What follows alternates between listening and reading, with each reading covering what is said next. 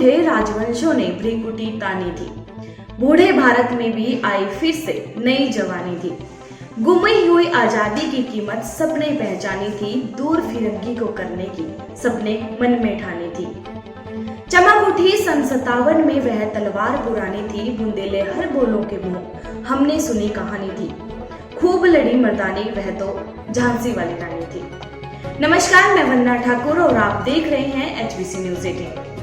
जी हाँ, आज बात करते हैं झांसी की रानी लक्ष्मीबाई की, जिनका बचपन का नाम मनु था, इसलिए उन्हें मनुबाई भी कहा जाता था। आज का दिन लक्ष्मीबाई की जयंती के रूप में मनाया जाता है। रानी लक्ष्मीबाई का जन्म 19 नवंबर 1828 को हुआ था। मनुबाई मराठा शासित झांसी राज्य की रानी और 1857 की राज्य क्रांति की द्वितीय शहीद वीरांगना भी थी। उन्होंने सिर्फ 29 साल की उम्र में अंग्रेज साम्राज्य की सेना से युद्ध किया और रणभूमि में वीरगति को प्राप्त हुई। बताया जाता है कि सिर पर तलवार के वार से लक्ष्मीबाई शहीद हुई थी। ये थी मनुबाई से जुड़ी कुछ बातें। आइए इनके बारे में विस्तार से जानते हैं। आइए जानते हैं मनुबाई की जीवनी। लक्ष्मीबाई का जन्म वाराणसी में 19 नवंबर 1828 को हुआ था। उनका बचपन का पूरा नाम मणिकर्णिका था, लेकिन प्यार से उन्हें लोग मनु कहा करते थे। उनकी मां का नाम भागीरथीबाई और पिता का नाम मनोपंत तांबे था। मनोपंत एक मराठी थे और मराठा बाजीराव की सेवा में थे। माता भागीरथीबाई एक सुसंस्कृत, बुद्धिमान और धर्मनिष्ठ स्वभाव की थी। तब उनकी मां की मृत्यु हो गई, क्योंकि घर में मनु की देखभाल के लिए कोई नहीं था। इसलिए पिता मनु को अपने साथ पेशवा बाजीराव द्वितीय के दरबार में ले जाने लगे, जहां चंचल और सुंदर मनु को सब लोग उसे प्यार से छबीली कहकर बुलाते थे। मनु ने बचपन में शास्त्रों की शिक्षा के साथ साथ शस्त्र की शिक्षा भी ली थी। सन 1842 में उसका विवाह झांसी के मराठा शासित राज्य गंगाधर राव नेवालकर के साथ हुआ और वे झांसी की रानी बनी। विवाह के बाद उनका नाम लक्ष्मीबाई रखा गया। सन 1851 में रानी लक्ष्मीबाई ने एक पुत्र को जन्म दिया, परंतु 4 महीने की उम्र में ही उसकी मृत्यु हो गई। सन 1853 में राजा गंगाधर राव का स्वास्थ्य बहुत अधिक बिगड़ गया और उसके बाद उन्होंने दत्तक पुत्र लेने की सलाह ली। पुत्र गोद लेने के बाद 21 नवंबर 1853 को राजा गंगाधर राव की मृत्यु हो गई। दत्तक पुत्र का नाम दामोदर राव रखा गया। ब्रितानी राज ने अपनी राज्य हड़प नीति के तहत बालक दामोदर राव के खिलाफ अदालत में मुकदमा दायर कर दिया था। हालांकि मुकदमे में बहुत बहस हुई, परंतु इसे खारिज कर दिया गया। ब्रितानी अधिकारियों ने राज्य का खजाना जब्त कर और उनके पति के कर्ज को रानी के सालाना खर्च में से काटने का फरमान जारी कर दिया। इसके परिणाम स्वरूप रानी को झांसी का किला छोड़कर झांसी के रानी महल में जाना पड़ा, पर रानी लक्ष्मीबाई ने हिम्मत नहीं हारी और उन्होंने हर हाल में झांसी राज्य की रक्षा करने का निश्चय किया। इस कड़ी में बात करते हैं तो झांसी का युद्ध एक इतिहास रहा है। झांसी 1857 के संग्राम का एक प्रमुख केंद्र बना, जहां हिंसा भड़क उठी। रानी लक्ष्मीबाई ने झांसी की सुरक्षा को सुदृढ़ करना शुरू कर दिया और एक स्वयंसेवक सेना का संगठन किया। इस सेना में महिलाओं की भर्ती की गई और उन्हें युद्ध का प्रशिक्षण दिया गया। साधारण जनता ने भी इस संग्राम में सहयोग दिया। झलकारी बाई, जो लक्ष्मीबाई की हमशक्ल थी, को उसने अपनी सेना में प्रमुख स्थान दिया। 1857 के सितंबर तथा अक्टूबर के महीनों में पड़ोसी राज्य ओरछा तथा दतिया में राजाओं ने झांसी पर आक्रमण कर दिया। रानी ने सफलतापूर्वक इसे विफल किया और 1858 के जनवरी माह में ब्रितानी सेना ने झांसी की ओर बढ़ना शुरू कर दिया और मार्च के महीने में शहर को घेर लिया। 2 हफ्तों की लड़ाई के बाद ब्रितानी सेना ने शहर पर कब्जा कर लिया, परंतु रानी दामोदर राव के साथ अंग्रेजों से बचकर भाग निकली। रानी झांसी से भागकर कालपी पहुंची और तात्या टोपे से मिली। तात्या टोपे और रानी के संयुक्त सेनाओं ने ग्वालियर के विद्रोही सैनिकों की मदद से ग्वालियर के एक किले पर कब्जा कर लिया। बाजीराव प्रथम के वंशज अली बहादुर द्वितीय ने भी रानी लक्ष्मीबाई का साथ दिया। रानी लक्ष्मीबाई ने उन्हें राखी भेजी थी, इसलिए वह भी इस युद्ध में उनके साथ शामिल हुए। 18 जून 1858 को ग्वालियर के पास कोटा की सराय में ब्रितानी सेना से लड़ते लड़ते रानी लक्ष्मीबाई की मृत्यु हो गई। लड़ाई की रिपोर्ट में ब्रितानी जनरल हुरोज ने टिप्पणी की कि रानी लक्ष्मीबाई अपनी सुंदरता, चालाकी और दृढ़ता के लिए उल्लेखनीय तो थी ही, वहीं विरोधी नेताओं में सबसे अधिक खतरनाक भी थी। होवे चुप इतिहास, लगे सच्चाई को चाहे फांसी, हो मदमाती विजय, मिटा दे गोलों से चाहे झांसी, तेरा स्मारक तू ही होगी, तू खुद अमिट निशानी थी, बुंदेले हर बोलों के मुंह हमने सुनी कहानी थी, खूब लड़ी मर्दानी मैं तो झांसी वाली रानी थी।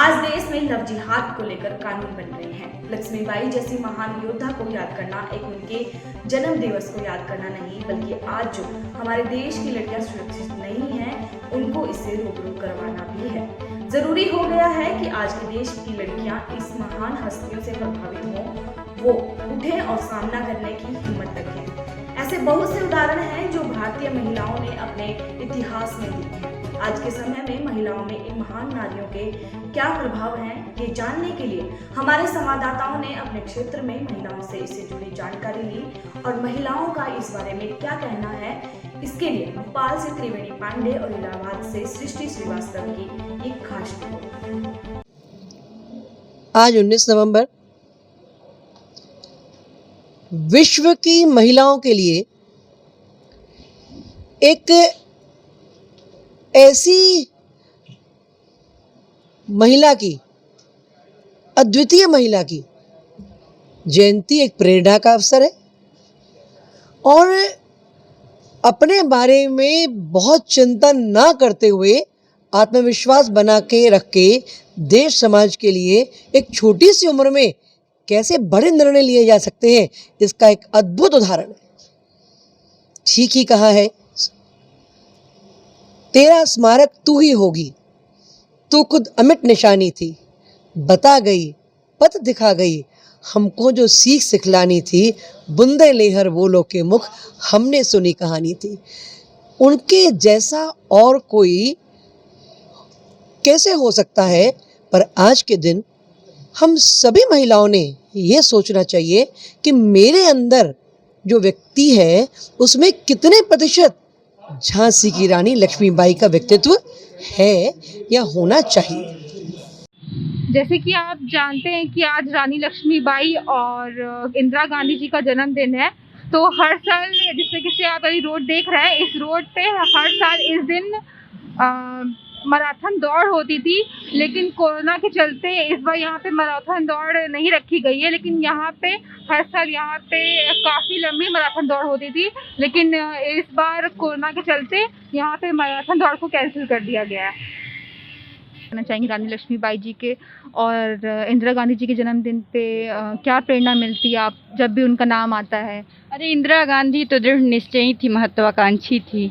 इंदिरा गांधी हमारे लिए प्रेरणा स्रोत हैं और लक्ष्मीबाई भी बहुत माने भारत की नारी की सबसे बड़ी महान नारी में गिनी जाती हैं। अपने अदम्य साहस के बल पे ही उन्होंने अपना सब खोया हुआ साम्राज्य वापस कर लिया। यही अब तो उस तरीके का ज़माना नहीं रह गया, अब तरीका अलग हो गया है, लेकिन उनसे भी बेहतर तरीके से आजकल के ज़माने में औरतें काम कर रही हैं, लड़ाई लड़ रही हैं, अपना जीत भी रही हैं। लेकिन यह है कि उनका तरीका अलग था, आजकल के नए ज़माने के लोगों औरतों का तरीका अलग है। जिस तरीके से आपने सुना, सिर्फ इन्हीं को नहीं, बाकी जितनी भी देश की महिलाएं हैं, जितनी भी औरतें हैं, उनको सबको रानी लक्ष्मीबाई और इंदिरा गांधी जी से बहुत प्रेरणा मिलती है, क्योंकि वो बहुत अच्छा एग्जाम्पल हैं महिलाओं के लिए कि किस तरीके से अपने लिए, अपने सम्मान के लिए और सबसे लड़ा जा सकता है और आवाज़ उठाई जा सकती है गलत चीज़ों में। सृष्टि श्रीवास्तव, HBC न्यूज़ 18, त्यागराज। इंदिरा जी धर्मशाला वाली गली में आना है। देश की वो शख्सियत हैं, प्रथम प्रधानमंत्री रही, आयरन लेडी के नाम से उन्हें पुकारा, माँ दुर्गा के नाम से अटल जी ने उनको पुकारा, अंदर बढ़ गया तो और महिला उत्थान के लिए जो उन्होंने कार्य किए। और जिस समय ये देश के प्रधानमंत्री बनी उस समय आपको पता है कि महिलाओं को हिंदुस्तान में कितने अधिकार थे। एक मिसाल इन्होंने पेश की आगे आके। और आयरन लेडी के साथ देखिए, चाहे वो बांग्लादेश की बात हो, बैंकों के निजीकरण की बात हो, हर चीज में इंदिरा जी ने गरीबों के और हर वर्ग के लिए उत्थान का कार्य किया है। और इंदिरा जी का जो योगदान है इस देश के लिए वो बहुत ही ज़्यादा है। और इंदिरा जी के हम जो योगदान को हम भूल नहीं सकते, क्योंकि आज देश जिस तरह से प्रगतिशील हुआ कि क्या था हमारे देश में और आज कहाँ खड़ा किया, उसमें इंदिरा जी की अहम भूमिका रही है। तो कांग्रेस संगठन के सभी कार्यकर्ता पूरे जिला वाइज, पूरे हरियाणा में, पूरे विधानसभा वाइज आज इंदिरा जी की जयंती पर हमारे जो कार्यकर्ता हैं युवा कांग्रेस के पूरे देश में आज महिलाओं को सम्मान के रूप में गरम कंबल, गरम कपड़े, जो जिस तरह से समर्थन वो आज लोगों को डिस्ट्रीब्यूट किए जा रहे हैं युवा कांग्रेस के अपने राष्ट्रीय अध्यक्ष बीबी श्रीनिवास जी के निर्देशन अनुसार। जी, तो ये जो आप यहाँ पे इस समय वाल्मीकि ये धर्मशाला है और राजीव कॉलोनी के भी हालात आपने देखे, क्या कहना चाहोगे इस हालात को देखते हुए? आप यहाँ लोग नरक का जीवन व्यतीत कर रहे हैं। बिल्कुल सही बात है, लेकिन इसके लिए हमारे जिलाध्यक्ष मुकेश सिसरवाल जी हैं जो कि निरंतर आवाज़ उठाते रहते हैं, चाहे वो आपके माध्यम से हो या आप साथी भी हमेशा आवाज़ उठाते रहे हैं। और प्रदेश में भाजपा की सरकार, और आपको पता है कि हर जगह भाजपा ने का जो काम है, भाजपा सिर्फ अगड़ी जातियों के लिए काम कर रही है। तो जबकि राजनीति में सबको लेके सब धर्म सामान्य होते हैं और सबको साथ लेके चलना होता है। तो उनको देखना चाहिए, भाजपा के नेता आके देखें कि लोगों की किस तरह की जिंदगी यहाँ पे व्यतीत हो रही है और आके इस पे संज्ञान लें। लेकिन हमारे जो जिलाध्यक्ष हमेशा इसके लिए आवाज़ उठाते रहे और हम निरंतर इनके उत्थान के लिए कार्य करेंगे। हमारी सरकार आएगी तो जरूर इस मुद्दे को भी उठाएंगे और इनकी बेहतरी के लिए कार्य करेंगे। आज एक तरफ जहां आजादी के लिए लड़ी महान योद्धा रानी लक्ष्मीबाई का जिक्र किया जाता है, वहीं भारत की प्रथम और अब तक एकमात्र महिला प्रधानमंत्री इंदिरा गांधी को भी याद किया जाता है। इंदिरा प्रियदर्शनी गांधी का जन्म 19 नवंबर 1917 को हुआ था। श्रीमती इंदिरा गांधी वर्ष 1966 से 1977 तक लगातार 3 पारी के लिए भारत गणराज्य की प्रधानमंत्री रही और उसके बाद चौथी पारी में 1980 से लेकर 1984 में उनकी राजनीतिक हत्या तक भारत की प्रधानमंत्री रही। वे भारत की प्रथम और अब तक की एकमात्र महिला प्रधानमंत्री रही है। आइए जानते हैं उनका प्रारंभिक जीवन एवं उनका कैरियर। इंदिरा गांधी का जन्म 19 नवंबर 1917 को राजनीतिक रूप से प्रभावशाली नेहरू परिवार में हुआ था। इनके पिता जवाहरलाल नेहरू और इनकी माता कमला नेहरू थी। इंदिरा को उनका गांधी उपनाम फिरोज गांधी से विवाह के पश्चात मिला था। 1942 में इंदिरा और फिरोज का विवाह, यह विवाह न तो परंपरागत था और न ही कानूनी विवाह था। इनका मोहनदास करमचंद गांधी से न तो खून का और न ही शादी के द्वारा कोई रिश्ता था। इनके पितामह मोतीलाल नेहरू एक प्रमुख भारतीय राष्ट्रवादी नेता थे। इनके पिता जवाहरलाल नेहरू भारतीय स्वतंत्रता आंदोलन के एक प्रमुख व्यक्तित्व थे और आजाद भारत के प्रथम प्रधानमंत्री भी रहे। 1934 और 35 में अपनी स्कूली शिक्षा पूरी करने के पश्चात इंदिरा ने शांति निकेतन में रविंद्रनाथ टैगोर द्वारा निर्मित विश्व भारती विश्वविद्यालय में प्रवेश किया। रविंद्रनाथ टैगोर ने इन्हें प्रियदर्शनी का नाम दिया था। इसके पश्चात यह इंग्लैंड चलेगी और ऑक्सफोर्ड विश्वविद्यालय में प्रवेश परीक्षा में बैठी, परंतु यह उनमें विफल रही और ब्रिस्टल में बैडमिंटन स्कूल में कुछ महीने बिताने के पश्चात 1937 में परीक्षा में सफल होने के बाद इन्होंने सोमरविल कॉलेज ऑक्सफोर्ड में दाखिला लिया। इस समय के दौरान इनकी अक्सर फिरोज गांधी से मुलाकात होती थी, जिन्हें यह इलाहाबाद से जानती थी और जो लंदन स्कूल ऑफ इकोनॉमिक्स में अध्ययन कर रहे थे। अंततः 16 मार्च 1942 को आनंद भवन इलाहाबाद में एक निजी आदि धर्म ब्रह्मा वैदिक समारोह में इनका विवाह फिरोज से हुआ। ऑक्सफोर्ड से वर्ष 1941 में भारत वापस आने के बाद भारतीय स्वतंत्रता आंदोलन में शामिल हो गई। 1950 के दशक में वे अपने पिता के भारत के प्रथम प्रधानमंत्री के रूप में कार्यालय के दौरान गैर सरकारी तौर पर एक निजी सहायक के रूप में उनकी सेवा में रही। अपने पिता की मृत्यु के बाद सन 1964 में उनकी नियुक्ति एक राज्यसभा सदस्य के रूप में नियुक्त हुई। इसके बाद वे लाल बहादुर शास्त्री के मंत्रिमंडल में सूचना और प्रसारण मंत्री बनी। लाल बहादुर शास्त्री के आकस्मिक निधन के बाद तत्कालीन कांग्रेस पार्टी अध्यक्ष के कामराज ने इंदिरा गांधी को प्रधानमंत्री बनाने के निर्णायक रखे। गांधी ने शीघ्र ही चुनाव जीतने के साथ साथ जनप्रियता के माध्यम से विरोधियों के ऊपर हावी होने की योग्यता दर्शाई।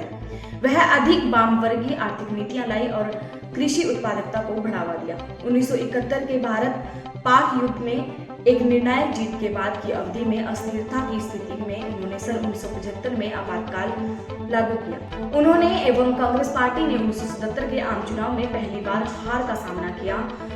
सन 1980 में सत्ता में लौटने के बाद वह अधिकतर पंजाब के अलगाववादियों के साथ बढ़ते हुए द्वंद्व में उलझी रही, जिसमें आगे चलकर सन 1984 में अपने ही अंगरक्षकों द्वारा उनकी राजनीतिक हत्या हुई। जब 1965 के भारत पाकिस्तान युद्ध चल रहा था, इंदिरा श्रीनगर सीमा में क्षेत्र के उपस्थित थी। हालांकि सेना ने चेतावनी दी थी कि पाकिस्तानी अनुप्रवेशकारी शहर के बहुत ही करीब तीव्र गति से पहुंच चुके हैं। उन्होंने अपने को जम्मू या दिल्ली में पुनः स्थापन का प्रस्ताव नामंजूर कर दिया और उल्टे स्थानीय सरकार के चक्कर लगाती रही और संवाद माध्यमों के ध्यान आकर्षण को स्वागत किया। ताशकंद में सोवियत मध्यस्थता में पाकिस्तान के अयूब खान के साथ शांति समझौते पर हस्ताक्षर करने के कुछ घंटे बाद ही लाल बहादुर शास्त्री का निधन हो गया। तब कांग्रेस पार्टी के अध्यक्ष के कामराज ने शास्त्री के आकस्मिक निधन के बाद इंदिरा गांधी के प्रधानमंत्री बनाने में महत्वपूर्ण भूमिका निभाई थी। सन 1966 में जब श्रीमती गांधी प्रधानमंत्री बनी, कांग्रेस दो गुटों में विभाजित हो गया।